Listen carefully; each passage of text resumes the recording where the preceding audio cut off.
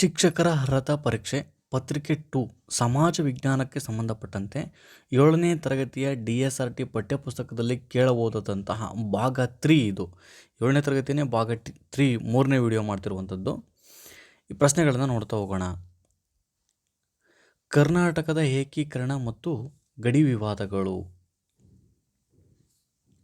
ಕನ್ನಡ ನಾಡು ಕಾವೇರಿಯಿಂದ ಗೋದಾವರಿಗೆ ಇದೆ ಎಂದು ವರ್ಣಿಸಿದಂತಹ ಕೃತಿ ಕವಿರಾಜ ಮಾರ್ಗ. ಕರ್ನಾಟಕದ ಈ ಭಾಗದ ಜನರು ಏಕೀಕರಣದ ಆರಂಭಿಕ ಹೆಜ್ಜೆಯನ್ನು ದೃಢವಾಗಿ ಇಟ್ಟರು. ಮುಂಬೈ ಕರ್ನಾಟಕದ ಜನರು.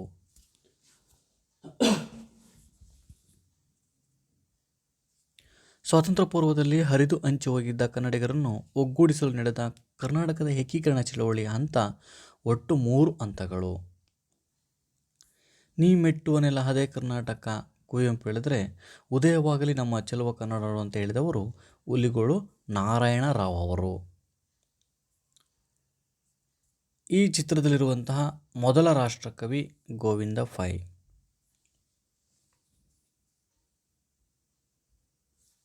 ಭಾಷೆ ಮತ್ತು ಆಡಳಿತ ಅನುಕೂಲದ ನೆಲೆಗಳಲ್ಲಿ ರಾಜ್ಯವನ್ನು ರಚಿಸುವಂತಹ ಸರ್ಕಾರಕ್ಕೆ ಶಿಫಾರಸು ಮಾಡಿದ ಆಯೋಗ ಫಜಲ್ ಆಲಿ ಆಯೋಗ. ಭಾಷೆ ಮತ್ತು ಆಡಳಿತ ಅನುಕೂಲಕ್ಕಾಗಿ ರಾಜ್ಯವನ್ನು ಪುನರ್ರಚನೆ ಮಾಡುವಂತಹ ಶಿಫಾರಸು ಮಾಡಿದ ಆಯೋಗ ಫಜಲ್ ಆಲಿ ಆಯೋಗ. ಮಹಾರಾಷ್ಟ್ರ ಮತ್ತು ಕರ್ನಾಟಕದ ನಡುವಿನ ಗಡಿ ವಿವಾದವನ್ನು ಅಧ್ಯಯನ ಮಾಡಲು ನೇಮಿಸಿದ ಸಮಿತಿ ಮಹಾಜನ್ ಸಮಿತಿ. ರಾಜ್ಯಗಳ ಪುನರ್ವಿಂಗಡಣೆ ನಂತರ ಕರ್ನಾಟಕ ಮತ್ತು ಮಹಾರಾಷ್ಟ್ರಗಳ ಮಧ್ಯೆ ವಿವಾದವಿರುವಂತಹ ಜಿಲ್ಲೆ ಬೆಳಗಾವಿ. ಕೇಂದ್ರ ಸರ್ಕಾರವು 1966ರಲ್ಲಿ ನೇಮಿಸಿದ ಮಹಾಜನ್ ಸಮಿತಿಯು ಈ ರಾಜ್ಯಗಳ ಗಡಿ ವಿವಾದಗಳನ್ನು ಬಗೆಹರಿಸುವ ಉದ್ದೇಶವನ್ನು ಹೊಂದಿತ್ತು. ಕರ್ನಾಟಕ ಮತ್ತು ಮಹಾರಾಷ್ಟ್ರ. ಕಾಸರಗೋಡು ಎಂಬ ಪ್ರದೇಶವು ಕರ್ನಾಟಕಕ್ಕೆ ಸೇರಬೇಕೆಂಬ ಹೋರಾಟಕ್ಕೆ ಸಾತ್ವಿಕವಾಗಿ ಮತ್ತು ತಾತ್ವಿಕವಾಗಿ ಬೆಂಬಲ ನೀಡಿದ ಹೋರಾಟವನ್ನು ಜೀವಂತವಾಗಿ ಇಟ್ಟವರು ಕಯ್ಯಾರ ಕಿಞ್ಞಣ್ಣ ರಾಯ್. ಕರ್ನಾಟಕ ಸರ್ಕಾರವು ಬೆಳಗಾವಿ ನಗರದಲ್ಲಿ ಈ ಕಟ್ಟಡವನ್ನು ನಿರ್ಮಿಸುವುದರ ಮೂಲಕ ಮಹಾರಾಷ್ಟ್ರದ ಗಡಿಯನ್ನು ಭದ್ರಪಡಿಸಿಕೊಂಡಿದೆ. ಸುವರ್ಣಸೌಧ.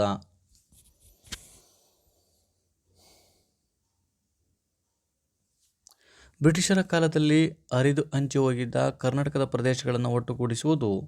1890ರಲ್ಲಿ ಧಾರವಾಡದಲ್ಲಿ ಆರಂಭವಾದ ಈ ಸಂಘವು ಏಕೀಕರಣ ಕಲ್ಪನೆಯ ಸಾಂಸ್ಥಿಕ ರೂಪವನ್ನು ನೀಡಿತು. ಕರ್ನಾಟಕ ವಿದ್ಯಾವರ್ಧಕ ಸಂಘ. ಕರ್ನಾಟಕದ ಸರ್ವತೋಮುಖ ಬೆಳವಣಿಗೆಯನ್ನು ಬೆಂಗಳೂರಿನಲ್ಲಿ ಸ್ಥಾಪಿಸಿದಂತಹ ಸಂಸ್ಥೆ ಕನ್ನಡ ಸಾಹಿತ್ಯ ಪರಿಷತ್. ಕನ್ನಡದ ಸರ್ವತೋಮುಖ ಬೆಳವಣಿಗೆಗಾಗಿ ಕನ್ನಡ ಸಾಹಿತ್ಯ ಪರಿಷತ್ತನ್ನು ಸ್ಥಾಪನೆ ಮಾಡಲಾಯಿತು. ಕನ್ನಡದ ಕಟ್ಟಾಳು ಒಬ್ಬರು ಕರ್ನಾಟಕದ ಅಂದಿನ ದುಸ್ಥಿತಿಯಲ್ಲಿ ಕಂಡು ಕರ್ನಾಟಕ ಎಲ್ಲಿದೆ, 4 ಕಡೆ ಹರಿದು ಹಂಚಿ ಹೋದ ಕರ್ನಾಟಕವನ್ನು ಒಲೆದು ಅಖಂಡವಾಗಿ ಮಾಡುವವರು ಯಾರು, ಅಷ್ಟೊಂದು ಅಭಿಮಾನ ಉಂಟೇನು ಎಂದು ಉದ್ಗರಿಸಿದವರು ಆಲೂರು ವೆಂಕಟರಾಯರು. ಮಹಾತ್ಮ ಗಾಂಧೀಜಿಯವರ ಅಧ್ಯಕ್ಷತೆಯನ್ನು ವಹಿಸಿದ ಬೆಳಗಾವಿ ಕಾಂಗ್ರೆಸ್ ಅಧಿವೇಶನದಲ್ಲಿ ಹುಲಿಗೋಳು ನಾರಾಯಣರಾವ್ ಅವರು ಈ ಸ್ವಾಗತ ಗೀತೆಯನ್ನು ಹಾಡುವುದರ ಮೂಲಕ ಏಕೀಕರಣ ಚಳವಳಿಗೆ ವಿದ್ಯುತ್ ಚಾಲನೆಯನ್ನು ತಂದುಕೊಟ್ಟರು. ಉದಯವಾಗಲಿ ನಮ್ಮ ಚೆಲುವ ಕನ್ನಡ ನಾಡು. ಕರ್ನಾಟಕದ ಕುಲಪುರೋಹಿತ ಎಂಬ ಬಿರುದನ್ನು ಪಡೆದ ಆಲೂರು ವೆಂಕಟರಾಯರು ಈ ಕೃತಿಯ ಮೂಲಕ ಕನ್ನಡ ನಾಡು ನುಡಿಗಳ ವೈಭವವನ್ನು ಕನ್ನಡಿಗರಿಗೆ ತಿಳಿಸುವ ಉದ್ದೇಶವನ್ನು ಹೊಂದಿದ್ದರು. ಕರ್ನಾಟಕದ ಕಥಾ ವೈಭವ.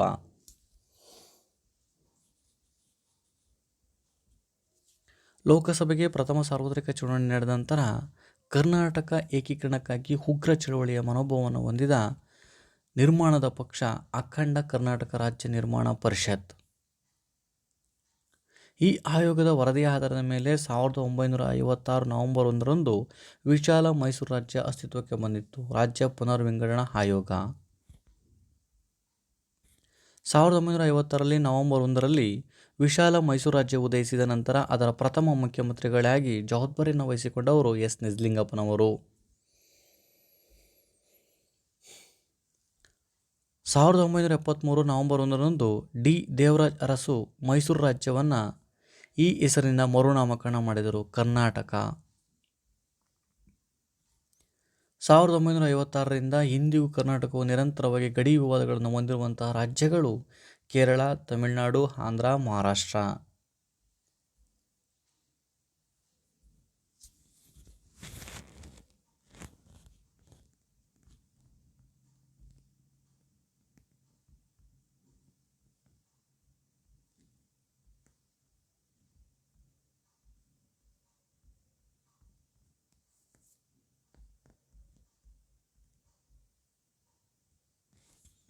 ಕರ್ನಾಟಕದ ಸಮಾಜಮುಖಿ ಚಳುವಳಿಗಳು. ಭೂಮಿಯು ಎಲ್ಲರ ಅವಶ್ಯಕತೆಯನ್ನು ಪೂರೈಸುತ್ತದೆ, ಆದರೆ ಅವರ ದುರಾಸೆಗಳನ್ನಲ್ಲ ಎಂದು ಹೇಳಿದಂತಹ ಪರಿಸರ ಜಾಗೃತಿ ಕುರಿತಾದ ಹೇಳಿಕೆ ಮಹಾತ್ಮ ಗಾಂಧೀಜಿ.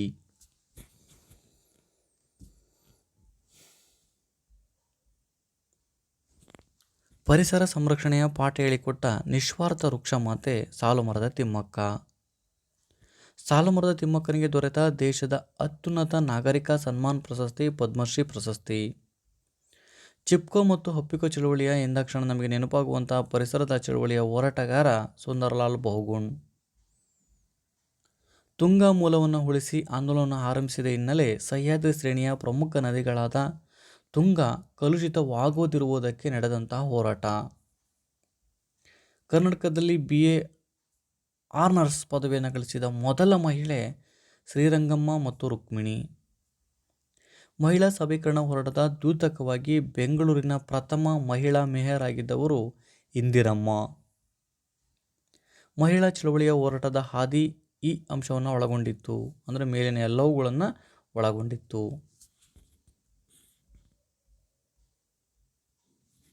ಮಹಿಳಾ ಚಳವಳಿಯ ಹೋರಾಟದ ಫಲಿತಾಂಶ ಏನಾಗಿತ್ತು ಅಂದರೆ 1, 2 ಮತ್ತು 3 ಸರಿಯಾಗಿ ಇರುವಂಥದ್ದು, 4 ಅಲ್ಲ. ಈ ಕೆಳಗಿನ ಮಹಿಳಾ ಸ್ವಾತಂತ್ರ್ಯ ಹೋರಾಟಗಾರರನ್ನು ಭಾರತದ ಕೋಗಿಲೆ ಎಂದು ಕರೆಯುತ್ತೇವೆ. ಸರೋಜಿನಿ ನಾಯ್ಡು. ಯಶೋಧರಮ್ಮರವರು ಕ್ವಿಟ್ ಇಂಡಿಯಾ ಚಳವಳಿಯನ್ನು ಜನರಿಗೆ ತಿಳಿಸಲು ಗುಟ್ಟಾಗಿ ನಡೆಸಿದ ಪತ್ರಿಕೆ ಜ್ವಾಲೆ.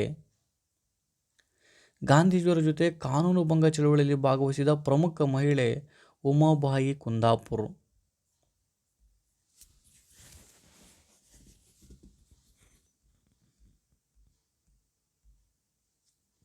ಒಟ್ಟು ಸಾಲುಮರದ ತಿಮ್ಮಕ್ಕ 284 ಮರಗಳನ್ನು ಬೆಳೆಸಿರುವಂಥದ್ದು. 2019ರಲ್ಲಿ ಪದ್ಮಶ್ರೀ ಪ್ರಶಸ್ತಿಯನ್ನು ನೀಡಿರುವಂಥದ್ದು. ಪ್ರಮುಖ ಅಂಶಗಳು: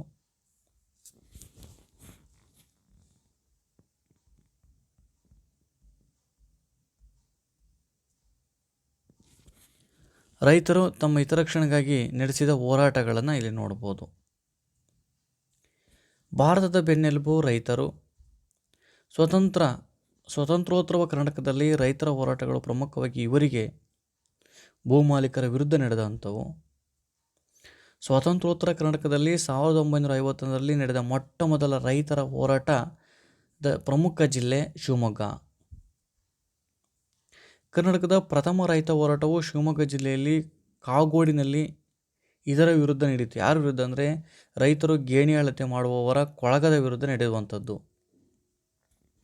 ಶಿವಮೊಗ್ಗದ ರೈತರು ಗೇಣಿಯನ್ನು ಅಳತೆ ಮಾಡಲು ಬಳಸುತ್ತಿದ್ದಂಥ ಸಾಧನ ಕೊಳಗ. ರೈತ ಚಳವಳಿಯಲ್ಲಿ ಮುಂಚೂಣಿಯಲ್ಲಿದ್ದ ಸಮಾಜವಾದಿ ಪಕ್ಷದ ಪ್ರಮುಖರು ಶಾಂತವೇರಿ ಗೋಪಾಲ ಗೌಡ. ಸ್ಥಳೀಯ ಸಮಸ್ಯೆಗಳನ್ನು ಎದುರಿಸಲು ರೈತ ಸಂಘ ಈ ಕೆಳಗಿನ ಜಿಲ್ಲೆಯಲ್ಲಿ ಆರಂಭಗೊಂಡಿತು: ಶಿವಮೊಗ್ಗ. ದಲಿತ ಚಳವಳಿಗೆ ಇವರು ಸೈದ್ಧಾಂತಿಕ ನಿಲುವನ್ನು ಸ್ಫೂರ್ತಿಯಾಗಿದ್ದವು: BR ಅಂಬೇಡ್ಕರ್. ದಲಿತರಿಗೆ ಪ್ರತ್ಯೇಕ ಶಾಲೆಯನ್ನು ತೆರೆದ ಮೈಸೂರು ಮಹಾರಾಜರು 10ನೇ ಚಾಮರಾಜ ಒಡೆಯರ್. 1930ರಲ್ಲಿ ಈ ದಲಿತ ನಾಯಕನ ಸಮ್ಮುಖದಲ್ಲಿ ಮೈಸೂರಿನಲ್ಲಿ ಅರಮನೆ ಪ್ರವೇಶವಾಯಿತು: MC ರಾಜಾ. ದಲಿತರ ಸಮಸ್ಯೆಗೆ ಪರಿಹಾರವನ್ನು ಒದಗಿಸಿದ ಅಂಬೇಡ್ಕರ್ ಚಿಂತನೆ ದಲಿತ ಬೀಜ ಮಂತ್ರವಾಗಿದ್ದು ಶಿಕ್ಷಣ, ಸಂಘಟನೆ ಮತ್ತು ಹೋರಾಟ. ದಲಿತರ ಸೂರ್ಯ ಎಂದು ನಾವು ಡಾಕ್ಟರ್ BR ಅಂಬೇಡ್ಕರ್ ಅವರನ್ನು ಕರೆಯುತ್ತೇವೆ. ಕಲ್ಯಾಣ ಕರ್ನಾಟಕ ಭಾಗವಾಗಿ ಭೀಮಸೇನ ಸಂಘಟನೆಯನ್ನು ಹುಟ್ಟುಹಾಕಿದವರು B. ಶ್ಯಾಮ್ ಸುಂದರ್. ಈ ಪ್ರಕರಣವು ದಲಿತ ಬೆಳವಣಿಗೆಗೆ ಒಂದು ಹೊಸ ತಿರುವನ್ನು ನೀಡಿತು: ಬಸವಲಿಂಗಪ್ಪ ಬೂಸ ಪ್ರಕರಣ. ದಲಿತ ಸಾಹಿತಿಗಳ ಸರಿಯಾದ ಜೋಡಣೆ ಕೇಳಿದರೆ ಇಲ್ಲಿರುವಂಥದ್ದು ದೇವನೂರು ಮಹಾದೇವಪ್ಪರು, ಸಿದ್ಧಲಿಂಗಯ್ಯನವರು. ಕರ್ನಾಟಕದಲ್ಲಿ ಕನ್ನಡ ಭಾಷೆಯನ್ನು ಉಳಿಸಲು ಈ ಕೆಳಗಿನ ಚಳುವಳಿ ಆರಂಭವಾಯಿತು. ಕನ್ನಡ ಕಾವಲು ಚಳುವಳಿ. ಕರ್ನಾಟಕದಲ್ಲಿ ಕನ್ನಡ ಭಾಷೆಯನ್ನು ಉಳಿಸಿ ಬೆಳೆಸಲು ಹೋರಾಡಿದ ಸಂಘಟನೆಗಳು ಈ ಮೇಲಿನ ಎಲ್ಲವೂ ಕೂಡ ಆಗಿರುವಂಥದ್ದು. ಶಿಕ್ಷಣದಲ್ಲಿ ಭಾಷೆಯ ಸ್ಥಾನವು ಈಗಿರಬೇಕು ಎಂಬುದನ್ನು ನಿರ್ಧರಿಸಲು ಈ ಸಾಹಿತಿಯ ಅಧ್ಯಕ್ಷತೆಯಲ್ಲಿ ಭಾಷಾ ಸಮಿತಿ ರಚನೆ ಆಯಿತು. Doctor V. Kru. Gokak. Doctor V. Ku. ಗೋಕಾಕ್ರವರ ಭಾಷಾ ಸಮಿತಿಯ ಶಿಫಾರಸುಗಳು ತಪ್ಪಾದದ್ದು ಯಾವುದು ಅಂತಂದರೆ 4ನೇದು ತಪ್ಪಾಗಿರುವಂಥದ್ದು. ಇವೆಲ್ಲವೂ ಕೂಡ ಸರಿ ಇರುವಂಥದ್ದು. ಗೋಕಾಕ್ ವರದಿಯ ಅನುಷ್ಠಾನಕ್ಕಾಗಿ ನಡೆದ ಹೋರಾಟಕ್ಕೆ ಬೆಂಬಲವನ್ನು ನೀಡಿದ ಕನ್ನಡದ ಮೇರು ನಟ ಡಾಕ್ಟರ್ ರಾಜ್ಕುಮಾರ್. ಅಂದಿನ ಮುಖ್ಯಮಂತ್ರಿಗಳಾಗಿದ್ದ ಆರ್. ಗುಂಡೂರಾವ್ ಅವರು ಉಡುಪಿಗೆ ಹೋಗಿದ್ದ ಸಂದರ್ಭ ಅಲ್ಲಿನ ಮಠ ಅಧಿಪತಿಗಳು ಸಂಸ್ಕೃತಕ್ಕೆ ಪ್ರಾಶಸ್ತ್ಯ ಕೊಡಬೇಕೆಂದು ಒತ್ತಾಯಿಸಿದರು.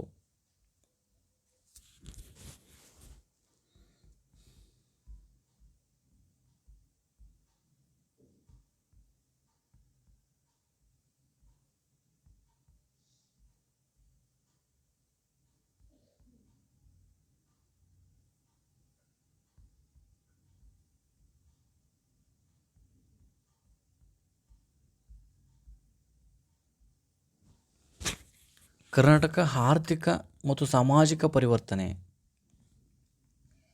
ಭೂಮಿಯ ಹಿಡುವಳಿಯಲ್ಲಿ ಇರುವ ಸಮಸ್ಯೆಗಳನ್ನು ಹೋಗಲಾಡಿಸಲು ಜಾರಿಗೊಳಿಸಲಾಗಿರುವಂತಹ ಕ್ರಮಗಳನ್ನು ನಾವು ಭೂ ಸುಧಾರಣೆ ಅಂತ ಕರಿತೀವಿ. ಸಾಮಾನ್ಯವಾಗಿ ಭೂಮಿಯನ್ನು ಅಳತೆ ಮಾಡುವಾಗ 1 ಎಕರೆ ಎಂದರೆ 100 ಸೆಂಟ್ಸ್ ಅಥವಾ 40 ಗುಂಟೆ. ಹಿಂದೆ ಭೂಮಾಲೀಕರ ಪರವಾದ ಕಾನೂನುಗಳು ಇದ್ದಾವೆ ವಿನಃ ಇವರ ಪರವಾಗಿ ಇರಲಿಲ್ಲ, ಗೇಣಿದಾರರ ಪರವಾಗಿ ಇರಲಿಲ್ಲ. ಭೂ ಸುಧಾರಣೆಯ ಭಾಗವಾಗಿ ಇನಾಮ್ ಕಾಯ್ದೆ ಪದ್ಧತಿ ಅಥವಾ ಇನಾಮ್ ಕಾಯ್ದೆ ರದ್ದತಿ ಕಾಯ್ದೆಯನ್ನು ಜಾರಿಗೆ ತಂದ ವರ್ಷ 1977. ಜಮೀನ್ದಾರಿ ಪದ್ಧತಿಯನ್ನು ನಿರ್ಮೂಲನೆ ಮಾಡುವಲ್ಲಿ ಈ ಕಾನೂನುಗಳು ನಿರ್ಣಾಯಕ ಪಾತ್ರವನ್ನು ವಹಿಸಿದವು. 1974ರ ಭೂ ಸುಧಾರಣಾ ಕಾಯ್ದೆಗಳು.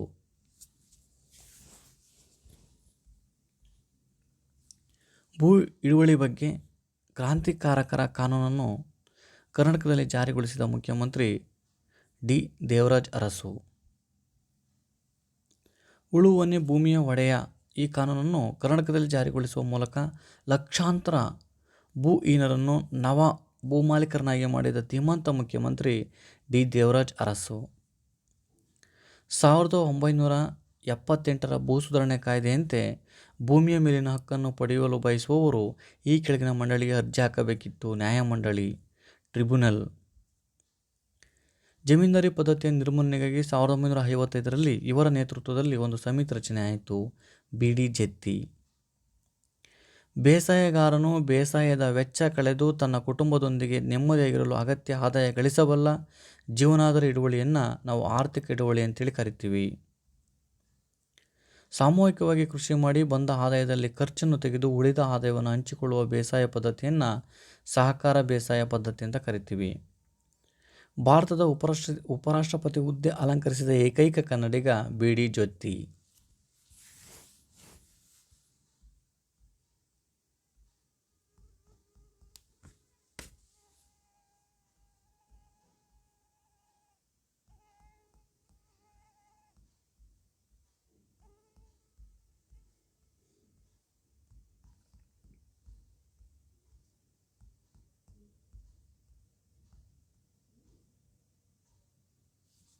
ಸಾವಿರದ 1970ರ ಭೂ ಸುಧಾರಣಾ ಕಾಯ್ದೆಯ ಪ್ರಮುಖ ಅಂಶಗಳನ್ನು ಇಲ್ಲಿ ನಾವು ನೋಡ್ಬೋದು.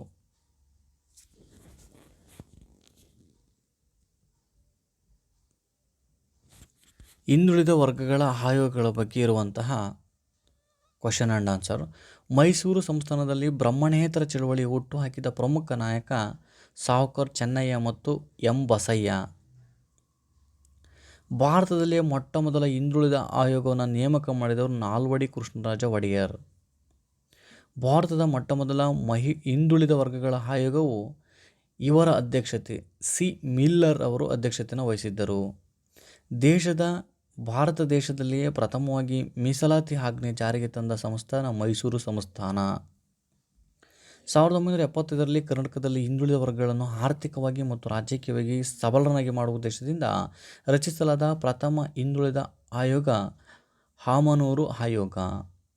ಕರ್ನಾಟಕದಲ್ಲಿ ಹಿಂದುಳಿದ ವರ್ಗವನ್ನು ಗುರುತಿಸಲು ಎಲ್.ಜಿ. ಹಾವನೂರರು ಆಯೋಗವನ್ನು ನೇಮಕ ಮಾಡಿದ ಮುಖ್ಯಮಂತ್ರಿಗಳು ಡಿ. ದೇವರಾಜ ಅರಸು. ಕರ್ನಾಟಕದಲ್ಲಿ ಕ್ರಾಂತಿಕಾರಕ ಬದಲಾವಣೆಗೆ ಕಾರಣರಾದ ಎಲ್.ಜಿ. ಹಾವನೂರವರು 1975ರಲ್ಲಿ ಹಿಂದುಳಿದ ಆಯೋಗವನ್ನು ಸ್ಥಾಪನೆ ಮಾಡ್ತಾರೆ. ಎಲ್.ಜಿ. ಹಾವನೂರು ಆಯೋಗವು ಹಿಂದುಳಿದ ಜಾತಿಯನ್ನು ಕಂಡುಹಿಡಿಯಲು ಮಾನದಂಡವಾಗಿ SSLC ಪರೀಕ್ಷೆಯನ್ನು ತೆಗೆದುಕೊಳ್ಳುತ್ತದೆ. ಎಲ್.ಜಿ. ಹಾವನೂರು ಆಯೋಗದ ವರದಿಯ ನ್ಯೂನತೆಗಳನ್ನು ಸರಿಪಡಿಸಲು ಟಿ. ವೆಂಕಟಸ್ವಾಮಿ ಆಯೋಗವನ್ನು ರಚನೆ ಮಾಡಲಾಗ್ತದೆ.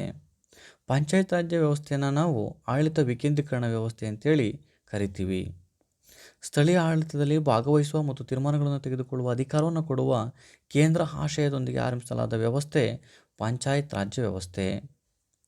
1955ರಲ್ಲಿ ಬಲವಂತರಾಯ್ ಮೆಹ್ತಾ ಸಮಿತಿಯ ಶಿಫಾರಸು ಮಾಡಿದ ಸ್ಥಳೀಯ ಆಡಳಿತ ಹಂತಗಳು 3. ಪಂಚಾಯತ್ ರಾಜ್ ವ್ಯವಸ್ಥೆಯಲ್ಲಿ ಕ್ರಾಂತಿಕಾರಕ ಬದಲಾವಣೆಯನ್ನು ತಂದ ಕರ್ನಾಟಕ ರಾಜ್ಯದ ಪಂಚಾಯತ್ ರಾಜ್ ಸಚಿವರು ನಜೀರ್ ಸಾಬ್. ಪ್ರಸ್ತುತ ಕರ್ನಾಟಕ ರಾಜ್ಯದಲ್ಲಿರುವಂತಹ ಪಂಚಾಯತ್ ರಾಜ್ಯ ವ್ಯವಸ್ಥೆ ಹಂತಗಳು ಗ್ರಾಮ ಪಂಚಾಯಿತಿ, ತಾಲೂಕು ಪಂಚಾಯಿತಿ ಮತ್ತು ಜಿಲ್ಲಾ ಪಂಚಾಯಿತಿ. ಮೊದಲಿಗೆ ತಂದವಂಥವರು ನಜೀರ್ ಸಾಬ್ರವರು.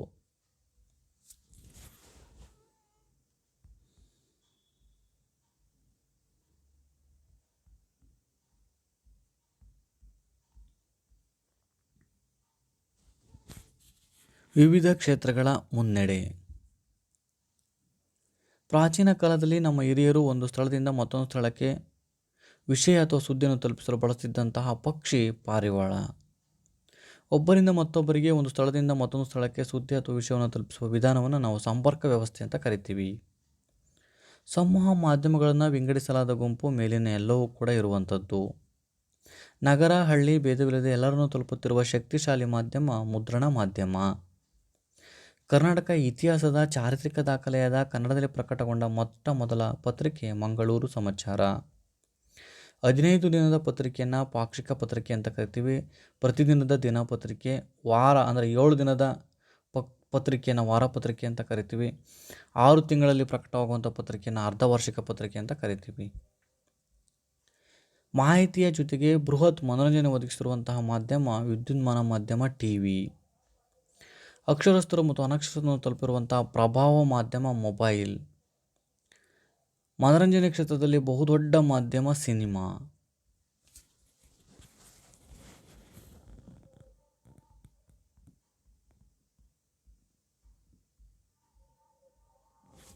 ಮಾಹಿತಿ ತಂತ್ರಜ್ಞಾನ ಮತ್ತು ಜೈವಿಕ ತಂತ್ರಜ್ಞಾನ. ಇನ್ಫೋಸಿಸ್ ಮತ್ತು ವಿಪ್ರೋದಂತಹ ದೈತ್ಯ ಕಂಪನಿಗಳಿಂದಾಗಿ ಸಿಲಿಕಾನ್ ನಗರ ವಿಶ್ವವಿಖ್ಯಾತಿಯನ್ನು ಹೊಂದಿದೆ ಬೆಂಗಳೂರು.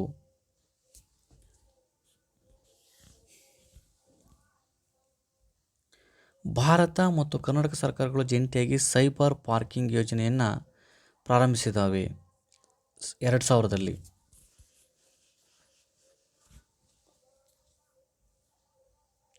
ಜೈವಿಕ ತಂತ್ರಜ್ಞಾನದ ಕ್ರಾಂತಿಯಾದ ಪ್ರಪಂಚದ ಮೊಟ್ಟ ಮೊದಲ ತದ್ರೂಪಿ ಪ್ರಾಣಿಯನ್ನು ಸೃಷ್ಟಿಸಿದ ವಿಜ್ಞಾನಿ ವಿಮಲ್ಟ್.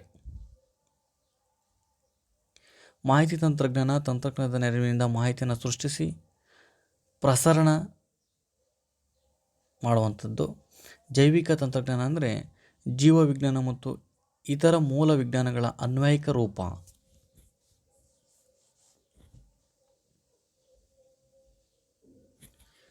ಜೀವಿಗಳ ಗುಣಲಕ್ಷಣವನ್ನು ಬಳಸಿಕೊಂಡು ಉಪಯುಕ್ತ ಉತ್ಪನ್ನವನ್ನು ತಾಂತ್ರಿಕವಾಗಿ ಪಡೆಯುವಂತಹ ಕ್ರಮವನ್ನು ಜೈವಿಕ ತಂತ್ರಜ್ಞಾನ ಅಂತೇಳಿ ಕರಿತೀವಿ. 1992ರಲ್ಲಿ ಸೃಷ್ಟಿಸಲಾದ ಪ್ರಪಂಚದ ಮೊಟ್ಟ ಮೊದಲ ತದ್ರೂಪಿಯ ಪ್ರಾಣಿ ಕುರಿ. ಇದರ ಹೆಸರು ಡಾಲಿ. ಕೃಷಿ ವಲಯದಲ್ಲಿ ಜೈವಿಕ ತಂತ್ರಜ್ಞಾನದ ಅಳವಡಿಕೆಯ ಭಾಗವಾಗಿ ಕರ್ನಾಟಕದ ಈ 2 ಕೃಷಿ ವಿಶ್ವವಿದ್ಯಾಲಯಗಳಲ್ಲಿ ಜೈವಿಕ ತಂತ್ರಜ್ಞಾನದ ಪಾರ್ಕ್ಗಳನ್ನು ಸ್ಥಾಪಿಸಲಾಗಿದೆ, ಬೆಂಗಳೂರು ಮತ್ತು ಧಾರವಾಡ. ಜೈವಿಕ ತಂತ್ರಜ್ಞಾನದ ಪ್ರಸಿದ್ಧ ಸಂಸ್ಥೆ ಬಯೋಕಾನ್ ಈ ನಗರದಲ್ಲಿ ಸ್ಥಾಪಿಸಲಾಗಿದೆ, ಬೆಂಗಳೂರು. ಇದು ಬಯೋಕಾನ್ ಸಂಸ್ಥೆಯ ಚಿತ್ರ.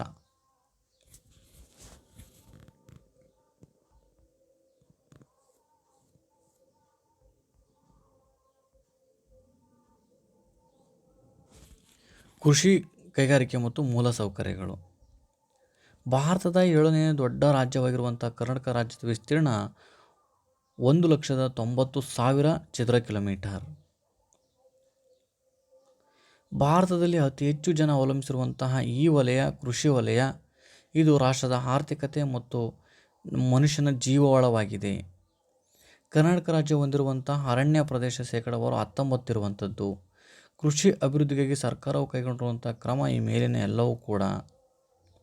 ಭಾರತದ ಆರ್ಥಿಕ ಅಭಿವೃದ್ಧಿಯಲ್ಲಿ ಮಹತ್ವದ ಪಾತ್ರವನ್ನು ವಹಿಸಿರುವಂತಹ ಕೈಗಾರಿಕೆಗಳ 3 ವರ್ಗಗಳು: ಸಣ್ಣ ಕೈಗಾರಿಕೆ, ಮಧ್ಯಮ ಕೈಗಾರಿಕೆ ಮತ್ತು ಬೃಹತ್ ಕೈಗಾರಿಕೆ.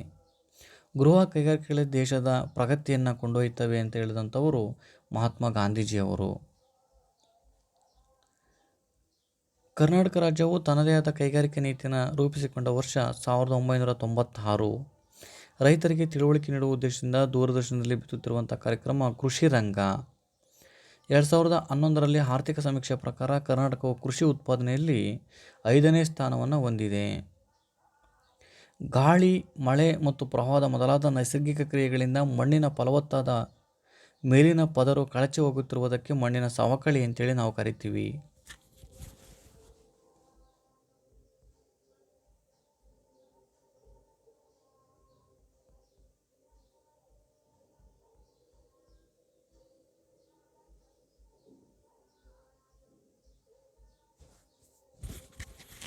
ನೆಕ್ಸ್ಟು ನ್ಯಾಯಾಂಗ.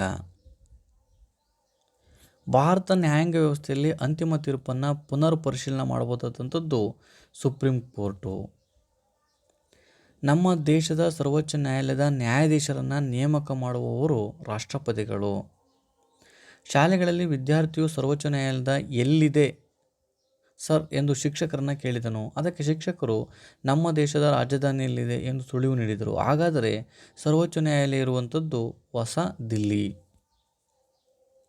ನಮ್ಮ ದೇಶದಲ್ಲಿನ ನ್ಯಾಯಾಲಯಗಳಿಗೆ ಸಂಬಂಧಿಸಿದ ತಪ್ಪಾದ ಹೇಳಿಕೆ: ನ್ಯಾಯಾಲಯಗಳು ಶಾಸಕಾಂಗ ಇಲ್ಲವೇ ಕಾರ್ಯಾಂಗಗಳ ನಿಯಂತ್ರಣಕ್ಕೆ ಒಳಪಟ್ಟಿವೆ ಅಂತಕ್ಕಂಥದ್ದು ತಪ್ಪಾದ ಹೇಳಿಕೆ.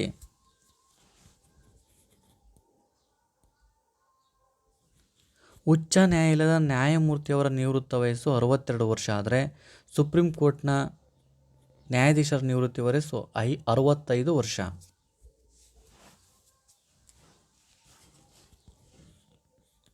ಭಾರತ ನ್ಯಾಯಾಂಗ ವ್ಯವಸ್ಥೆಯಲ್ಲಿ ರಾಜ್ಯ ಮಟ್ಟದಲ್ಲಿರುವಂತಹ ಅತ್ಯುನ್ನತ ನ್ಯಾಯಾಂಗ ಉಚ್ಚ ನ್ಯಾಯಾಲಯ, ಹೈಕೋರ್ಟ್. ಕರ್ನಾಟಕ ರಾಜ್ಯದ ಅತ್ಯುನ್ನತ ನ್ಯಾಯಾಲಯವಾದ ಹೈಕೋರ್ಟ್ ಬೆಂಗಳೂರಿನಲ್ಲಿ ಇದೆ. ಭಾರತದಲ್ಲಿರುವಂತಹ ಒಟ್ಟು ಉಚ್ಚ ನ್ಯಾಯಾಲಯಗಳು ಅಂದರೆ ಹೈಕೋರ್ಟ್ಗಳು ಎಷ್ಟಿದ್ದಾವೆ ಅಂದರೆ 25 ಇದ್ದಾವೆ. ರಾಷ್ಟ್ರಪತಿಯವರು ಉಚ್ಚ ನ್ಯಾಯಾಲಯದ ಮುಖ್ಯ ನ್ಯಾಯಾಧೀಶರನ್ನು ನೇಮಕ ಮಾಡುವಾಗ ಇವರೊಂದಿಗೆ ಸಮಾಲೋಚನೆಯನ್ನು ನಡೆಸ್ತಾರೆ. ಯಾರಂದರೆ ಸರ್ವೋಚ್ಚ ನ್ಯಾಯಾಲಯದ ಮುಖ್ಯ ನ್ಯಾಯಾಧೀಶರು ಮತ್ತು ರಾಜ್ಯಪಾಲರೊಂದಿಗೆ ಅವರು ಸಮಾಲೋಚನೆಯನ್ನು ಮಾಡ್ತಾರೆ.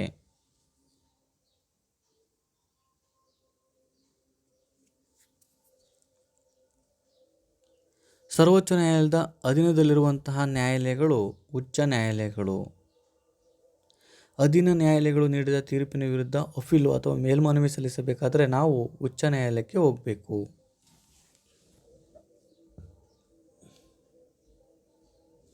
ಕಡಿಮೆ ಖರ್ಚಿನಲ್ಲಿ ಶೀಘ್ರವಾಗಿ ಮತ್ತು ಹೊಂದಾಣಿಕೆಯ ಮುಖಾಂತರ ವ್ಯಾಜ್ಯಗಳನ್ನು ತೀರ್ಮಾನಿಸುವ ನ್ಯಾಯಾಂಗ ಲೋಕ ಅದಾಲತ್. ಕಾನೂನುಗಳಿಗೆ ತಕ್ಕಂತೆ ನ್ಯಾಯ ನಿರ್ಣಯ ನೀಡುವಂತಹ ಪ್ರತ್ಯೇಕ ವ್ಯವಸ್ಥೆಯನ್ನು ನಾವು ನ್ಯಾಯಾಂಗ ಅಂತೇಳಿ ಕರಿತೀವಿ. ಸರ್ವೋಚ್ಚ ನ್ಯಾಯಾಲಯಕ್ಕೆ ಸಂಬಂಧಿಸಿದಂತೆ ತಪ್ಪಾದ ಹೇಳಿಕೆ ಯಾವುದು ಅಂತಂದರೆ ಸರ್ವೋಚ್ಚ ನ್ಯಾಯಾಲಯ ರಾಜ್ಯ ಮಟ್ಟದ ಅತ್ಯುನ್ನತ ನ್ಯಾಯಾಲಯವಾಗಿದೆ ಅಂತಕ್ಕಂಥದ್ದು ತಪ್ಪು. ಇದು ರಾಷ್ಟ್ರ ಮಟ್ಟದ, ಭಾರತ ದೇಶದ ರಾಷ್ಟ್ರ ಮಟ್ಟದ ನ್ಯಾಯಾಲಯವಾಗಿರುವಂಥದ್ದು. ರಾಜ್ಯ ಮಟ್ಟದ್ದು ಹೈಕೋರ್ಟು. ಅಂದಿನ ನ್ಯಾಯಾಲಯಗಳಿಗೆ ಸಂಬಂಧಿಸಿದಂತೆ ಈ ಕೆಳಗಿನ ಹೇಳಿಕೆಯನ್ನು ಪರಿಶೀಲಿಸಿ. ಅಧೀನ ನ್ಯಾಯಾಲಯಗಳಲ್ಲಿ ನಾಗರಿಕ ವ್ಯವಹಾರ ನ್ಯಾಯಾಲಯ ಮತ್ತು ದಂಡ ನ್ಯಾಯಾಲಯಗಳು ಎಂಬ 2 ವಿಧಗಳಿವೆ. ಅಧೀನ ನ್ಯಾಯಾಲಯಗಳು ನೀಡಿದ ತೀರ್ಪಿನ ವಿರುದ್ಧ ನಾವು ಉಚ್ಚ ನ್ಯಾಯಾಲಯಕ್ಕೆ ಮೇಲ್ಮನವಿಯನ್ನು ಸಲ್ಲಿಸಬಹುದು. 2 ಸರಿ ಇರುವಂಥದ್ದು. ಸಾರ್ವಜನಿಕ ಹಿತಾಸಕ್ತಿ ಮೊಕದ್ದಮೆಗಳಿಗೆ ಸಂಬಂಧಿಸಿದಂತೆ ಈ ಹೇಳಿಕೆಯನ್ನು ಪರಿಶೀಲಿಸಿ. ರಿಟ್ ಅರ್ಜಿ ಎಂದು ಪರಿಗಣಿಸಿದ ದೂರನ್ನು ನ್ಯಾಯಾಲಯವು ಶುಲ್ಕವಿಲ್ಲದೆ ವಿಚಾರಣೆ ಮಾಡುತ್ತದೆ. ಕರೆಕ್ಟ್. ಸರ್ಕಾರ ಅಥವಾ ಸಾರ್ವಜನಿಕ ಪ್ರಾಧಿಕಾರದಿಂದ ನೊಂದ ಯಾರೇ ಆಗಲಿ ನ್ಯಾಯಾಲಯಕ್ಕೆ ನೇರವಾಗಿ ಬರೆದ ಪತ್ರವನ್ನು ನ್ಯಾಯಾಲಯವು ರಿಟ್ ಅರ್ಜಿ ಎಂದು ಪರಿಗಣಿಸುತ್ತದೆ. ಹೌದು, 2 ಸರಿ.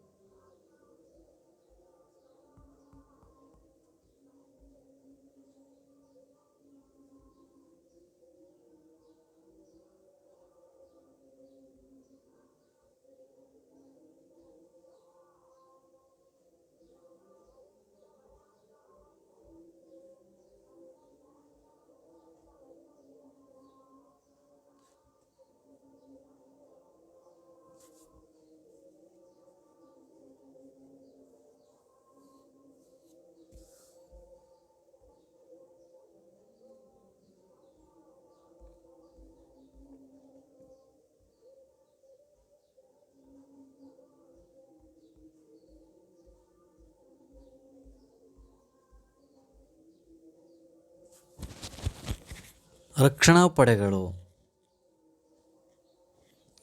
ನಮ್ಮ ರಕ್ಷಣಾ ಪಡೆಗಳ ಮೇಲಿನ ಸರ್ವೋಚ್ಚ ಅಧಿಕಾರವನ್ನು ಇವರಿಗೆ ನೀಡಲಾಗಿದೆ, ರಾಷ್ಟ್ರಪತಿ. ಭಾರತದ ಭೂಸೇನೆಯ ಮುಖ್ಯಸ್ಥರನ್ನು ನಾವು ದಂಡನಾಯಕ ಜನರಲ್ ಅಂತ ಕರಿತೀವಿ. ಭಾರತದ ಕರಾವಳಿಯ ತೀರವನ್ನು ಮತ್ತು ದ್ವೀಪಗಳನ್ನು ರಕ್ಷಿಸಲು ಅಗತ್ಯವಾದ ದಳ ನೌಕಾದಳ. ನಮ್ಮ ದೇಶದ ಗಡಿಯನ್ನು ರಕ್ಷಿಸುತ್ತಿರುವಂತಹ ಗಡಿ ಭದ್ರತಾ ದಳದ ಮುಖ್ಯ ದೇಹ ಪ್ರಾಣ ಇರುವವರೆಗೆ ನಾವು ಕರ್ತವ್ಯವನ್ನು ಮಾಡುವಂಥದ್ದು. ನಮ್ಮ ದೇಶದ ರಕ್ಷಣಾ ಪಡೆಗಳಿಗೆ ಸಂಬಂಧಿಸಿದಂತೆ ತಪ್ಪಾದ ಹೇಳಿಕೆ ದೇಶದ ಸಮಗ್ರತೆಯನ್ನು ಕಾಪಾಡದಿರುವುದು ಅಂತೇನಿದೆ, ಇದು ತಪ್ಪಾದ ಹೇಳಿಕೆ. ಪೂರಕ ರಕ್ಷಣಾ ಪಡೆಗಳ ಸರಿಯಾದ ಜೋಡಣೆ, ಗಡಿ ಭದ್ರತಾ ದಳ, ಗಡಿ ರಸ್ತೆ ಸಂಘಟನೆ. ಆದಿತ್ಯ ಎಂಬ 7ನೇ ತರಗತಿಯ ವಿದ್ಯಾರ್ಥಿಯು ಸಾಮೂಹಿಕ ಜೀವನದ ಪ್ರಾಧಾನ್ಯತೆಯ ನಾಯಕತ್ವ ಮುಂತಾದ ಗುಣಗಳನ್ನು ಕಲಿಯಲು ಇಚ್ಛಿಸುತ್ತಾಳೆ. ಇದನ್ನು ಕಲಿಯಲು ಆದಿತ್ಯನಿಗೆ ನೀವು ಯಾವ ಸಹಾಯಕ ರಕ್ಷಣಾ ಸೇವೆಯ ತರಬೇತಿಯನ್ನು ಪಡೆಯಲು ಇಚ್ಛಿಸ್ತೀರಾ ಅಂತಂದರೆ NCC. ಭಾರತದ ರಕ್ಷಣಾ ವ್ಯವಸ್ಥೆಯ 3 ವಿಭಾಗಗಳು: ಭೂಸೇನೆ, ನೌಕಾದಳ ಮತ್ತು ವಾಯುಪಡೆ. ನಮ್ಮ ಭಾರತ ದೇಶ ಹೊಂದಿರುವಂತಹ ಭೂಗಡಿ 15,200 ಕಿಮಿ, ಜಲಗಡಿ 7,516.5 ಕಿಮಿ. ಭಾರತೀಯ ಭೂಸೇನೆಯ ಪ್ರಧಾನ ಕಚೇರಿ ಹೊಸದಿಲ್ಲಿ. ಕರ್ನಾಟಕದಲ್ಲಿರುವಂತಹ ಕರಾವಳಿಯ ನೌಕಾನೆಲೆ ಸಿಬಾರ್ಡ್. ವಾಯುಪಡೆಗೆ ತರಬೇತಿ ನೀಡುವಂತಹ ಕೇಂದ್ರ ಸ್ಥಳ ಲಕ್ನೋ. ನೌಕಾದಳವನ್ನು ಅಡ್ಮಿರಲ್ ಅಂತ ಕರಿತೀವಿ, ವಾಯುದಳದನ್ನು ಏರ್ ಚೀಫ್ ಮಾರ್ಷಲ್ ಅಂತ ಕರಿತೀವಿ. NCCಯ ಪ್ರಮುಖ ದೇಹ ಶಿಸ್ತು ಮತ್ತು ಒಗ್ಗಟ್ಟು. ಮಾನವೀಯತೆ ಮತ್ತು ಸ್ವಯಂ ಸೇವೆಯ ಮುಖ್ಯ ಧ್ಯೇಯನಾಗಿಸಿಕೊಂಡಿರುವಂತಹ ಸಹಾಯಕ ರಕ್ಷಣಾ ಸೇವೆ ಭಾರತೀಯ ರೆಡ್ ಕ್ರಾಸ್ ಸಂಸ್ಥೆ. ನಮ್ಮ ದೇಶದ ಗಣ್ಯರಿಗೆ ರಕ್ಷಣೆಯನ್ನು ನೀಡುವಂಥದ್ದು ರಾಷ್ಟ್ರೀಯ ರಕ್ಷಣಾ ದಳ. ಈ ದಳವು ಪೊಲೀಸ್ ಪಡೆಗೆ ಪೂರಕವಾಗಿ ಕೆಲಸ ಮಾಡುತ್ತದೆ, ಗೃಹ ರಕ್ಷಕ ದಳ.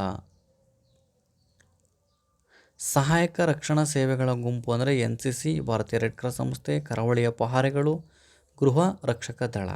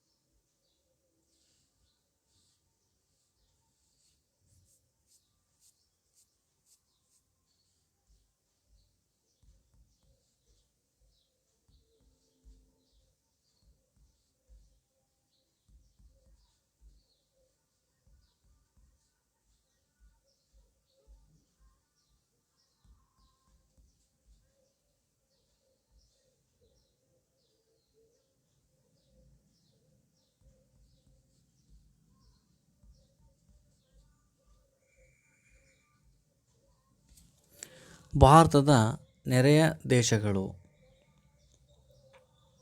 ಭಾರತ ಉತ್ತರಕ್ಕಿರುವಂತಹ ನೆರೆಯ ದೇಶಗಳು ಚೀನಾ, ನೇಪಾಳ, ಭೂತಾನ್. ಭಾರತದ ಪೂರ್ವಕ್ಕಿರುವಂಥವರು ಬಾಂಗ್ಲಾದೇಶ ಮತ್ತು ಮಯನ್ಮಾರ್.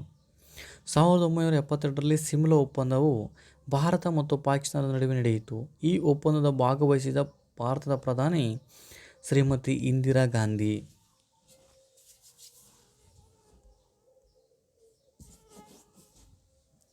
1999ರಲ್ಲಿ ಕಾರ್ಗಿಲ್ ಯುದ್ಧದ ನಂತರ ಭಾರತ ಮತ್ತು ಪಾಕಿಸ್ತಾನ ನಡುವೆ ಸಂಬಂಧ ಉತ್ತಮಪಡಿಸಲು ಅಮೃತಸರದಿಂದ ಲಾಹೋರ್ವರೆಗೆ ಬಸ್ ಯಾತ್ರೆಯನ್ನು ಪ್ರಾರಂಭಿಸಿದ ಭಾರತದ ಪ್ರಧಾನಿ ಅಟಲ್ ಬಿಹಾರಿ ವಾಜಪೇಯಿ.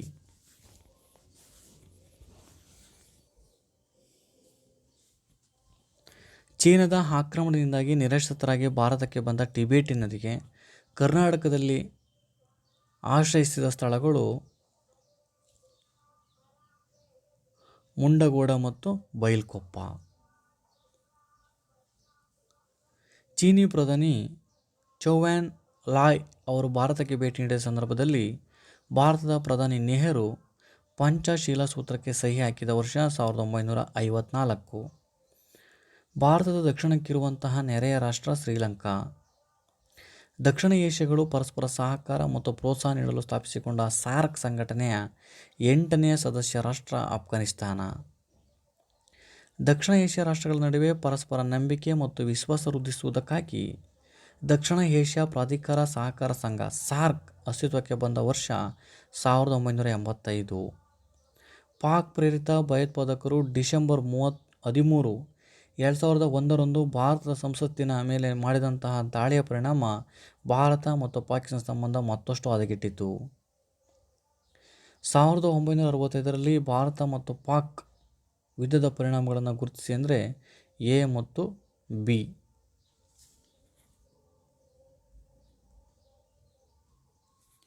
ಪಂಚಶೀಲ ಸೂತ್ರಕ್ಕೆ ಸಹಿ ಹಾಕಿದ ಈ ಕೆಳಗಿನ ರಾಷ್ಟ್ರಗಳು ಭಾರತ ಮತ್ತು ಚೀನಾ. ಭಾರತ ಮತ್ತು ಚೀನಾ ನಡುವಣ ಸಂಘರ್ಷಕ್ಕೆ ಕಾರಣವಾದ ಮುಖ್ಯ ವಿಚಾರಗಳು ಟಿಬೆಟ್ ಮತ್ತು ಅರುಣಾಚಲ ಪ್ರದೇಶ. ಚೀನಾ ಮತ್ತು ಭಾರತ ನಡುವಿನ ಸಂಬಂಧಕ್ಕೆ ಸಂಬಂಧಿಸಿದಂತೆ ಈ ಕೆಳಗಿನ ಅಂಶವನ್ನು ಪರಿಶೀಲಿಸಿ ಅಂತ ಕೇಳಿದ್ದಾರೆ. ಭಾರತದ ಮೇಲೆ 1962ರಲ್ಲಿ ಚೀನಾ ಟಿಬೆಟ್ನ ಸಮಸ್ಯೆ ಹಿನ್ನೆಲೆಯಲ್ಲಿ ಈಶಾನ್ಯ ಗಡಿಯಿಂದ ಹಿಡಿದು ಲಡಾಖ್ ತನಕ ಭಾರೀ ಆಕ್ರಮಣವನ್ನು ಮಾಡಿತು. 1962ರಲ್ಲಿ ಭಾರತ ಚೀನಾ ಯುದ್ಧ ಏಕಪಕ್ಷೀಯ ಯುದ್ಧವಾಗಿರುವುದರಿಂದ ಚೀನಾ ಭಾರತದ ಸುಮಾರು 12,000 ಚದರ ಮೈಲಿಗಳಷ್ಟು ಪ್ರದೇಶವನ್ನು ವಶಪಡಿಸಿಕೊಂಡಿತು. ಇವೆರಡೂ ಕೂಡ ಸರಿ ಇರುವಂಥದ್ದು. ನೇಪಾಳವು ಹೊರ ದೇಶಗಳೊಂದಿಗೆ ಸಂಪರ್ಕ ಹೊಂದಲು ಅನಿವಾರ್ಯವಾಗಿ ಭಾರತವನ್ನು ಅವಲಂಬಿಸಿದೆ. ನೇಪಾಳ ಭೂ ಆವೃತ ಪ್ರದೇಶವಾಗಿರುವುದರಿಂದ 1949ರಲ್ಲಿ ಭಾರತ ಮತ್ತು ಭೂತಾನ್ ಮಾಡಿಕೊಂಡ ಒಪ್ಪಂದದ ಕರಾರು ಭಾರತ ಭೂತಾನಿನ ಆಂತರಿಕ ವ್ಯವಹಾರದಲ್ಲಿ ಕೈ ಹಾಕುವುದಿಲ್ಲ ಎಂಬ ಭರವಸೆ ನೀಡಿತು. ತನ್ನ ಬಾಹ್ಯ ವ್ಯವಹಾರಗಳಲ್ಲಿ ಭಾರತ ಮಾರ್ಗದರ್ಶನ ಪಡೆಯಲು ಒಪ್ಪಿಗೆ ಪಡೆಯಿತು ಅಂತ ಇದೆ. ಇಲ್ಲಿ ಹೇಳಿಕೆ 1 ಮತ್ತು 2 ಸರಿ ಅಂತಕ್ಕಂಥದ್ದು. ಭೂತಾನ್ ಪ್ರಯತ್ನದ ಫಲವಾಗಿ ಇವೆಲ್ಲ ಏನು ಬೇಕಾಗಿಲ್ಲ. ಹೇಳಿಕೆ 1 ಮತ್ತು 2 ಓದ್ಕೊಂಡ್ರೆ ಸಾಕು. 1988ರಲ್ಲಿ ಶ್ರೀಲಂಕಾ ದೇಶದೊಂದಿಗೆ ತಮಿಳು ರಾಜಕೀಯ ಪ್ರತ್ಯೇಕಕ್ಕಾಗಿ ಮಾಡುತ್ತಿದ್ದ ಹೋರಾಟವನ್ನು ಶಮನಗೊಳಿಸಲು ಭಾರತದ ಶಾಂತಿ ದಳವನ್ನು ಶ್ರೀಲಂಕಾ ಕಳಿಸಲಾಯಿತು. ಹಾಗಾದರೆ ಈ ಸಂದರ್ಭದಲ್ಲಿ ಭಾರತದ ಪ್ರಧಾನಿ ರಾಜೀವ್ ಗಾಂಧಿ. ರಾಮಾಯಣ ಕಾಲದಿಂದಲೂ ಭಾರತವು ಈ ರಾಷ್ಟ್ರದೊಂದಿಗೆ ಉತ್ತಮ ಸಂಬಂಧವನ್ನು ಹೊಂದಿದೆ. ಶ್ರೀಲಂಕಾ ನೇಪಾಳದ ಮೂಲಕ ವಸ್ತು ಸಾಮಗ್ರಿಗಳನ್ನು ಸುಂಕ ನೀಡದೆ ಮುಕ್ತವಾಗಿ ಭಾರತಕ್ಕೆ ತರಬಹುದಾದ ಒಪ್ಪಂದಕ್ಕೆ 1971ರಲ್ಲಿ ಸಹಿ ಹಾಕಿದ ರಾಷ್ಟ್ರ ಭಾರತ ಮತ್ತು ನೇಪಾಳ. ಭಾರತದ ಪ್ರಧಾನಿಯಾಗಿದ್ದ ರಾಜೀವ್ ಗಾಂಧಿಯವರನ್ನು ಹತ್ಯೆ ಮಾಡಿದ ಉಗ್ರಗಾಮಿಗಳು ತಮಿಳು ಉಗ್ರಗಾಮಿಗಳು ವಿಮೋಚನಾ ಸಂಘಟನೆ. ಸಾರ್ಕ್ಗೆ ಸಂಬಂಧಿಸಿದಂತೆ ಸರಿಯಾದ ಹೇಳಿಕೆ ಮೇಲಿನ ಎಲ್ಲವೂ ಕೂಡ ಆಗಿರುವಂಥದ್ದು.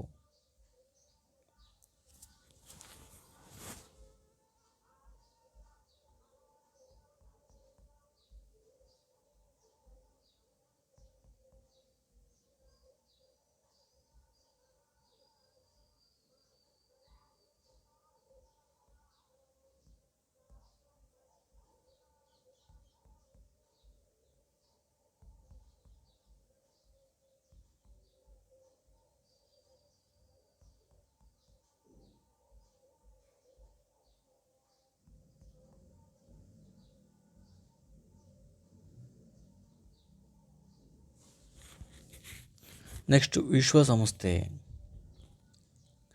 ವಿಶ್ವಸಂಸ್ಥೆಯ ಲಾಂಛನದ 2 ಕಡೆಯಲ್ಲಿರುವಂತಹ ಆಲಿವ್ ರೆಂಬೆಗಳು ಸ್ನೇಹ ಮತ್ತು ಶಾಂತಿಯನ್ನು ಸೂಚಿಸುತ್ತವೆ.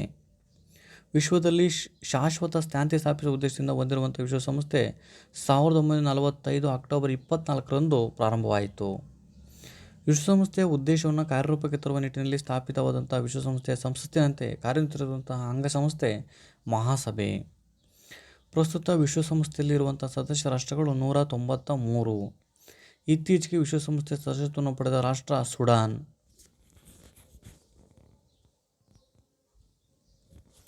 ವಿಶ್ವಸಂಸ್ಥೆಯ ಕಾರ್ಯಾಂಗವಿದ್ದಂತೆ ಎಂದು ಪರಿಗಣಿಸಲ್ಪಡುವ ವಿಶ್ವಸಂಸ್ಥೆಯ ಅಂಗಸಂಸ್ಥೆ ಭದ್ರತಾ ಮಂಡಳಿ. ಭದ್ರತಾ ಮಂಡಳಿಯಲ್ಲಿ ವೀಟೋ ಅಧಿಕಾರವನ್ನು ಹೊಂದಿರುವಂತಹ ಶಾಶ್ವತ ಸದಸ್ಯ ರಾಷ್ಟ್ರಗಳು America, Russia, Britain, France, China. ವಿಶ್ವದ ಸದಸ್ಯ ರಾಷ್ಟ್ರಗಳ ನಡುವೆ ಉಂಟಾಗುವ ವಿವಾದವನ್ನು ಬಗೆಹರಿಸುವ ಅಂತಾರಾಷ್ಟ್ರೀಯ ನ್ಯಾಯಾಲಯ ನೆದರ್ಲ್ಯಾಂಡ್ನ ಹೇಗ್ನಲ್ಲಿದೆ. ಅಂತಾರಾಷ್ಟ್ರೀಯ ನ್ಯಾಯಾಲಯದ ನ್ಯಾಯಾಧೀಶರನ್ನು ಚುನಾಯಿಸುವ ಅಧಿಕಾರ ಭದ್ರತಾ ಮಂಡಳಿ ಮತ್ತು ಮಹಾಸಭೆಯ ಸದಸ್ಯರಿಗೆ ಇರತಕ್ಕಂಥದ್ದು. ವಿಶ್ವಸಂಸ್ಥೆಯ ಸ್ಥಾಪನೆಯ ಸವಿ ನೆನಪಿಗಾಗಿ ಜಗತ್ತಿನಾದ್ಯಂತಹ ಪ್ರತಿ ವರ್ಷ ಅಕ್ಟೋಬರ್ 24 ನಾವು ವಿಶ್ವಸಂಸ್ಥೆಯ ದಿನವನ್ನು ಆಚರಿಸ್ತೇವೆ. ಎರಡನೇ ಜಾಗತಿಕ ಯುದ್ಧದ ನಂತರ ವಿಶ್ವಸಂಸ್ಥೆಯ ಸ್ಥಾಪನೆಯಲ್ಲಿ ಪ್ರಮುಖ ಪಾತ್ರ ವಹಿಸಿದ್ದು ರೂಸ್ವೆಲ್ಟ್. ಸಾಮಾನ್ಯವಾಗಿ ವಿಶ್ವಸಂಸ್ಥೆಯ ಆಡಳಿತ ಭಾಷೆ ಇಂಗ್ಲಿಷ್. ಮನುಕುಲದ ಉಳಿವಿಗಾಗಿ ವಿಶ್ವಸಂಸ್ಥೆಯ ಉಗಮಕ್ಕೆ ಕಾರಣವಾದಂತಹ ರಷ್ಯಾದ ಸರ್ವಾಧಿಕಾರಿ ಸ್ಟಾಲಿನ್. ಯುನೆಸ್ಕೋ ಇದು ಪ್ಯಾರಿಸ್ನಲ್ಲಿದೆ. WHO ಇದು ಜಿನಿವಾದಲ್ಲಿದೆ. ಮಾನವ ಹಕ್ಕುಗಳ ಘೋಷಣೆಯ ವರ್ಷ 1948 ಡಿಸೆಂಬರ್ 10. ವಿಶ್ವಸಂಸ್ಥೆಯ ಪ್ರಧಾನ ಕಚೇರಿ ನ್ಯೂಯಾರ್ಕ್ ಬಳಿಯ ಲೇಕ್ ಸಕ್ಸಸ್ನಲ್ಲಿದೆ. ಅಂತಾರಾಷ್ಟ್ರೀಯ ತುರ್ತು ನಿಧಿ ಅಂದರೆ ಯುನಿಸೆಫ್ ಪ್ರಧಾನ ಕಾರ್ಯಾಲಯ ಅಮೆರಿಕದ ನ್ಯೂಯಾರ್ಕ್ನಲ್ಲಿದೆ. ಇತಿಹಾಸದಲ್ಲಿ ಅಲ್ಪಸಂಖ್ಯಾತ ಅಥವಾ ಜೀವ ಸತ್ವಗಳ ನಾಶಕ್ಕೆ ಕಾರಣವಾದ ಅತಿ ಭೀಕರವಾದ ಎರಡನೇ ಮಹಾಯುದ್ಧವು ನಡೆದ ವರ್ಷ 1939ರಿಂದ 1945. ಎರಡನೇ ಮಹಾಯುದ್ಧ ನಡೆದಿದ್ದು ಇದು ಮೊದಲನೇ ಮಹಾಯುದ್ಧ ನಡೆದಿದ್ದು 1939ರಿಂದ 1945.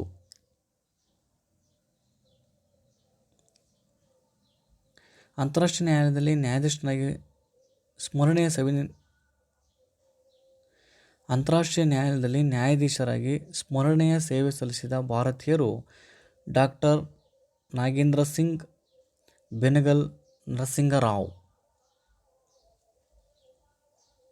ವಿಶ್ವಸಂಸ್ಥೆಯ ಶಾಂತಿ ಪಾಲನಾ ಪಡೆಗಳಲ್ಲಿ ಗಣನೀಯ ಸೇವೆ ಸಲ್ಲಿಸಿದ ಕರ್ನಾಟಕದವರು ಜನರಲ್ KM ಕಾರ್ಯಪ್ಪ.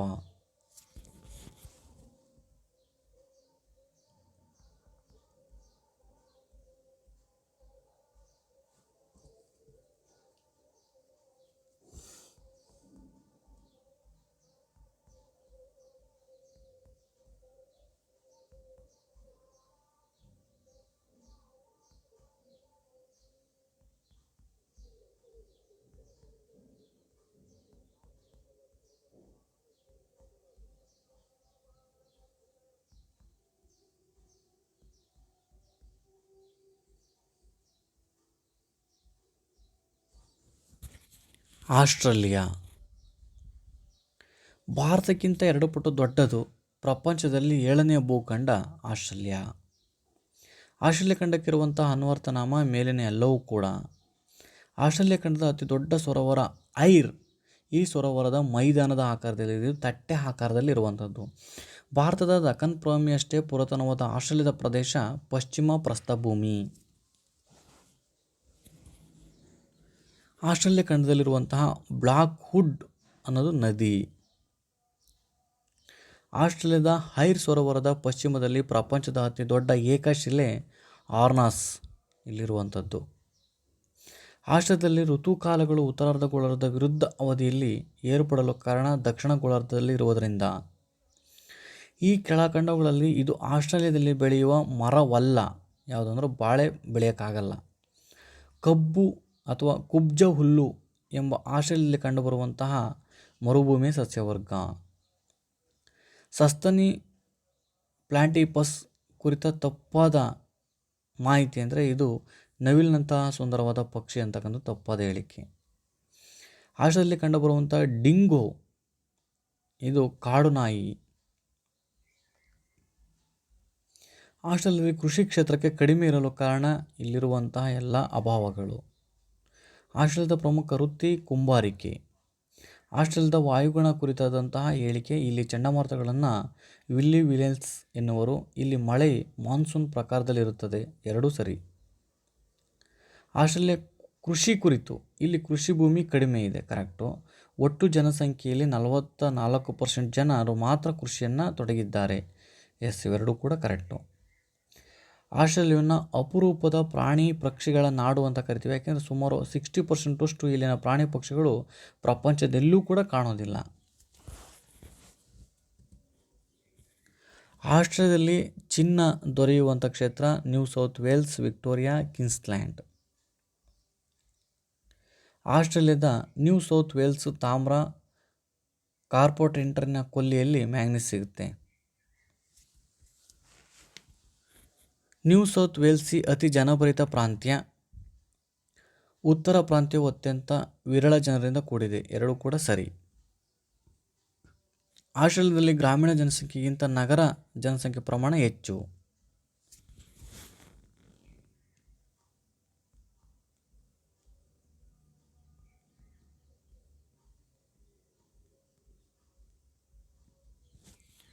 ಅಂಟಾರ್ಟಿಕಾ. ಅಂಟಾರ್ಟಿಕಾ ಖಂಡಕ್ಕೆ ಸಂಬಂಧಿಸಿದಂತೆ ಈ ಕೆಳಗಿಂದ ತಪ್ಪಾದ ಹೇಳಿಕೆ. ಇವೆಲ್ಲವೂ ಕೂಡ ತಪ್ಪಾದ ಹೇಳಿಕೆ. ಅಂಟಾರ್ಟಿಕಾ ಖಂಡದಲ್ಲಿ ಜೀವಿಗಳ ಪೋಷಣೆ ಕಷ್ಟ, ಕಾರಣ ಮೇಲಿನ ಎಲ್ಲವೂ ಕೂಡ. ಅಂಟಾರ್ಟಿಕಾ ಖಂಡದ ಪ್ರತಿಕೂಲ ವಾಯುಗುಣ ನಿಭಾಯಿಸದ ಪ್ರಾಣಿ ಆನೆ. ಅಂಟಾರ್ಟಿಕಾದಲ್ಲಿ ಸೀಲ್ ಪ್ರಾಣಿ ಅಳಿವಿನ ಅಂಚಿನಲ್ಲಿರಲು ಕಾರಣ ನಿರಂತರ ಬೇಟೆ. ಸೀಲ್ ಪ್ರಾಣಿ. ಫೋಸ್ಟಾಕ್ ಸ್ಥಳಕ್ಕೆ ಸಂಬಂಧಿಸಿದಂತೆ ತಪ್ಪಾದ ಮಾಹಿತಿ. ಇದು ಉತ್ತರ ಧ್ರುವಕ್ಕೆ ಸಮೀಪವಿದೆ ಅಂತಕ್ಕಂಥದ್ದು ತಪ್ಪಾದ ಹೇಳಿಕೆ. ಪೆಂಗ್ವಿನ್ಗಳಿಗೆ ತಪ್ಪಾದ ಮಾಹಿತಿ ಅಂದರೆ ಪೆಂಗ್ವಿನ್ ಅತ್ಯಂತ ಜೋರಾಗಿ ಹಾರಬಲ್ಲ ಪಕ್ಷಿ ಅಂತಕ್ಕಂಥದ್ದು ತಪ್ಪಾಗಿರುವಂಥದ್ದು. ಅಂಟಾರ್ಟಿಕಾ ಖಂಡವು ಪ್ರಮುಖ ಅಂಶಗಳಲ್ಲಿ ತಪ್ಪಾದ ಅಂಶವಿದು ಅಂತಂದರೆ ಈ ಮೇಲಿನ ಎಲ್ಲವೂ ಕೂಡ ತಪ್ಪಾಗಿರುವಂಥದ್ದು. ಅಂಟಾರ್ಟಿಕಾ ಖಂಡವನ್ನು ವೈಜ್ಞಾನಿಕವಾಗಿ ಸಂಶೋಧನೆಗಾಗಿ ಇರಿಸಿಕೊಳ್ಳಲು ಒಪ್ಪಂದವಾಗಿದೆ.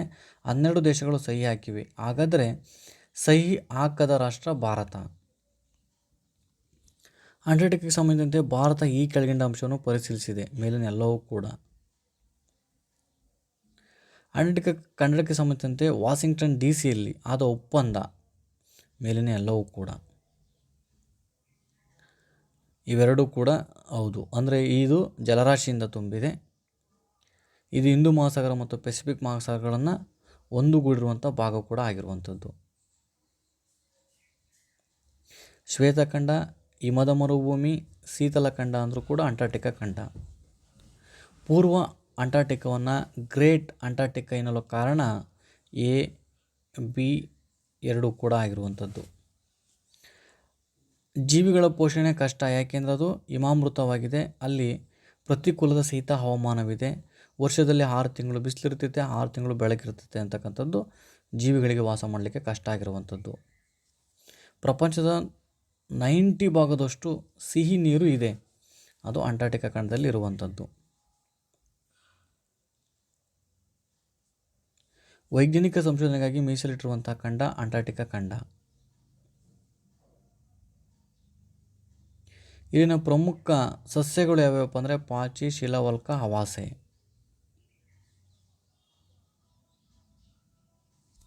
ಅಂಟಾರ್ಟಿಕಾ ಖಂಡದಲ್ಲಿ ಇರುವಂತಹ ಜೀವಿಗಳು ಪೆಂಗ್ವಿನ್, ತಿಮಿಂಗಿಲ, ಸೀಲ್ ಮತ್ತು ಕ್ರಿಲ್ ಮೀನುಗಳು.